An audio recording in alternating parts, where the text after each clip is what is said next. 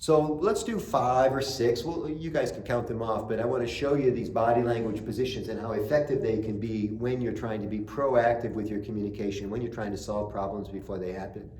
So this is an easy one to recognize. Mostly guys do it, not women, and you'll know why in just a second. Guys would put their hands in their front pockets like this, and it's usually accompanied by motion and sound. Like if I've got change or keys in my pocket, you know, this jangling thing. And why don't women do this? Guesses? Anybody? No pockets. You know, sometimes no pockets. But it's a guy thing. Women don't put their hands in their pockets. Women tend to cross their arms and maybe even walk around like this, you know, which is interesting. Women in their defense will say, well, sometimes I'm just cold. And that's fine, but the person seeing you walk into the room with your arms crossed doesn't know you're cold. They just think you're an introvert, right? So signals and how they're interpreted. When I'm in customer service, and I do a lot of it even in my own business, but when I demo it, a lot of times what I'll do, I don't have my pen with me, imagine I'm holding a pen, is that I'll hold a pen because I'm about to use the pen. What would I use the pen for if I'm talking to you? Say it? Pointing. It could be pointing, yeah. But let's say I have paper and a pen. I might be about to write something down. Now, am I going to write something down that I say or something that you say? Of course, it's what you say.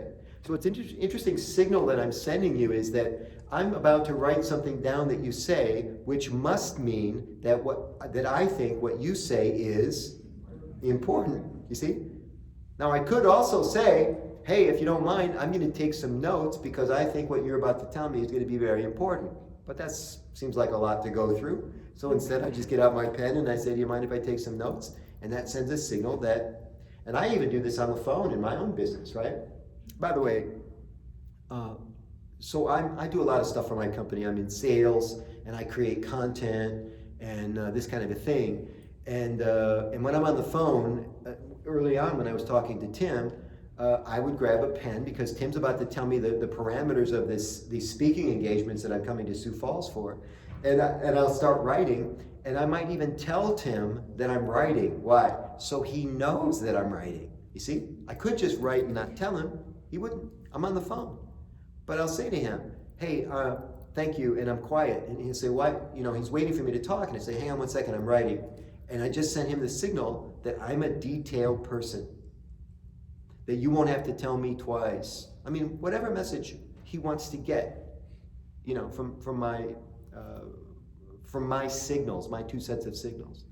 So that's another body language, right? Is this writing and I care about you and this kind of a thing. Other body language. This is called parade rest, and I know when's Veterans Day? Is it today? We have any vets in the room? Good for you, man. Thank you for serving. What branch? Army. Good for you. Thank you. Navy. Navy. Thank you very much for serving, guys. Nobody else? So parade rest is a passive stance, right? If you were trying to make a point or you're the teacher of a class, you wouldn't stand like this because it's too passive. You might stand like this in church, right? Or you're waiting in line, or your child's receiving an award at school, you might stand like this. A lot of people pose like this in photographs. This is also a passive, if you think about the 3 modalities, passive, aggressive, and assertive. So if you're in customer service, you don't want to take an aggressive stance with people, right, with customers. But passive is good. This is called the fig leaf. It comes from a biblical terminology. And sometimes people think if this is a cover-up, I'm covering something up, right? How about this as an aggressive stance? This is called Superman. You see guys on construction sites standing like this. 4 guys talking. They all stand the same. It's just a guy thing again, right? But if you were in a customer service environment and you were helping somebody solve a problem, the Superman pose probably wouldn't be appropriate, right? One of my favorite poses is called the thinker, and it's based on Rodin, R-O-D-I-N. You can Google it up. He's got a very famous statue. I don't know how these guys, they create a work of art and then people talk about the art for centuries. Michelangelo's David is one of those. And Rodin, the statue, is the thinker pose. Some of you have seen it, or if you haven't seen it, you know what I'm talking about. And so in customer service, in a banking environment, you can use the thinker pose like crazy to impress people, pull them in psychologically, paint a picture of yourself as an advocate for them, right? Why? Because you're sending the message that what they said is very interesting, even if they're complaining, right? Very interesting. And it's not complicated, guys. You just move one of your hands to the lower part of your face, like this. You can even do it with a mask on. And it's called the thinker pose, right? So let's practice. Hands at your side. And on the count of 3, I want you to slowly move one of your hands to the lower part of your face, and I want you to say something like, that's interesting. Ready? Go. That's interesting. Scratch the beard. Now, in a room this size with this many people in it, there's always a cynical person or two. You know, somebody's going, they're like, that would never work, you know? And you don't have to try it, but I can promise you it works like a charm. People will think you're a better listener. You do it at home. This one works with the teenagers. You do it at home. Thanks for listening, Dad. Like she's never said that, right? And you programmed her to say it by sending the signal that you were, in fact, listening. And by the way, I don't want you to fake any of these. If you're not really listening, don't do this. But it works. You got kids? Yeah? It works, man. My other body language, let's see. I think we hit the major ones. And that's how NLP works. It's invented in the 1980s. It's been around a while. And you can't use it on the telephone, of course, but you can use it on Zoom. I want to show you one more quick body language trick that you can use to move closer to people. And you can use it in the land of the pandemic. It's very easy to use. But for some reason, we're getting a little bit stingy about how we communicate with others. We're not as complimentary as we used to be. We're not as friendly as we used to be. I don't know if it's our culture shifting or exactly what's happening, but I'd like to see us get back to this idea of just being friends with everybody, trusting strangers instead of not trusting strangers. Can we ever move the needle that way again? That would be very interesting to me.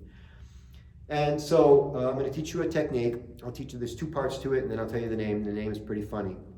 So the technique involves, and I know that sometimes we can take masks off, certainly on Zoom, certainly in protected environments, is that you would curl the upper part of your lip just a little bit to a smile, because there are different types of smiles. Did you know that? There's a thing called the 10-tooth smile. It's a really broad, it's almost like a sociopath. But if somebody makes you laugh impulsively, like your favorite comedian, like Dave Chappelle hosted Saturday Night Live last weekend, if you like Dave, you just light up with Dave, right? I had Invisalign put on my teeth. Anybody do the adult version of braces? These plastic braces you can put on. And my orthodontist said, we're going to get you all set up with your social 6. And that's what they call the 6 teeth on the top, right? Which essentially define the smile. It's not the broadest of all smiles, but it's just like a moderate smile, the social 6. And you don't have to use any teeth at all to smile. Like you are right now. You can just turn up your.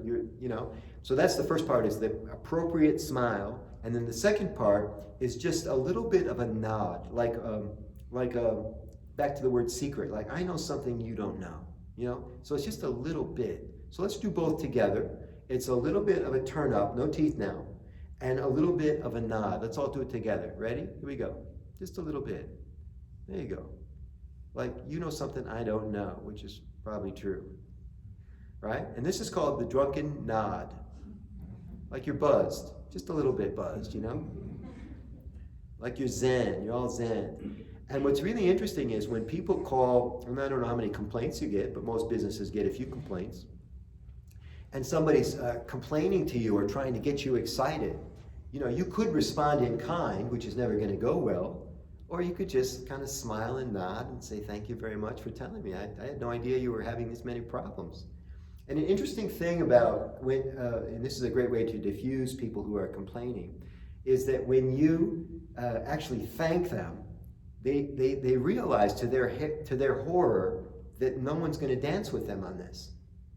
See, that's the only way the complaint really flares with a drama flare-up, right? It really comes alive, is if the other person reacts.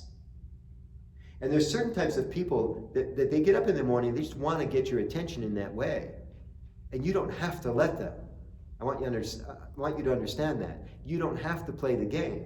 So let's review. If this was like boxing, the person's going to come in, they're going to punch you in the stomach. They've been planning it for like 3 days now, right? And they're going to punch it metaphorically. They're going to punch you in the stomach, and then you're not going to like it, and then you're going to put up your dukes. You're not going to hit them, of course, but you're going to want to get back at them, somehow. This is human nature. But when you default to the drunken nod, you just go, well, thank you very much. I'm sorry you had trouble. Let's see if we can get this fixed for you. I could probably fix it in about 30 seconds. And then you ask what's called the yes question. The yes question is always answered with yes, of course. And the yes question is always, moving toward the solution. So you say, would that be okay with you if we solve your problem in about 30 seconds? Now just think about this. They had just gotten all excited about giving you a piece of their mind. They come in, or whatever, on the phone. They punch you in the gut. They're totally expecting you to get excited. And you say, thanks very much for sharing with me. I think we can probably solve this in 30 seconds. Would that be okay with you? And I'm going to tell you something, man. When you get good at this, and it's practice. Life is a game, right? And you look at the expression on their face, and they don't know what to do with you.